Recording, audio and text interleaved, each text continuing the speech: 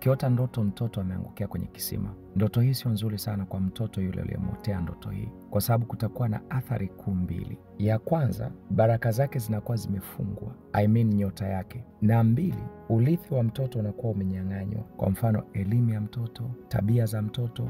Namba moja, nimesema ni baraka za mtoto zinakuwa zimefungwa. Angalia kwenye kile kitabu cha Mwanzo sura ya 26, ukianzia mstari wa 18, utaona kuna mtu anaitwa Isaka alienda akapanda mbegu kulingana na shamba aliloenda kupanda. Biblia anasema mtu huyo akaongezeka akawa mtu mkubwa sana. Lakini baadaye, ili azidi kuongezeka katika mifugo, azidi kuongezeka katika uchumi, alitakiwa awe na visima ambavyo vitatoa maji kwa ajili yake na kusababisha baraka ambazo ameandikiwa na Mungu. Na wakati huo Wafilisti walikuja wakavifukia visima ambavyo aliachiwa na baba yake. Biblia anasema akachimba kisima cha tatu akakiita Rehoboth. Kile kisima ndo kilichomfanya awe mtu mkuu. Namba mbili, nimesema kwamba urithi wa mtoto unakuwa umenyang'anywa kabisa. Mtoto alikuwa wa kwanza darasani, anarudi anakuwa huko kwenye namba mwisho. Mtoto alikuwa na tabia nzuri, yani tabia zinakuwa ni nyingi mbaya na chafu ambazo wewe hujamwachia kama urithi. Tunapowapeleka watoto shule, tunawarithisha, ule ni urithi wao wa maisha yao ya kesho. Tunamwona Isaka aliachiwa visima hivi vikiwa ni urithi kwa baba yake Abraham.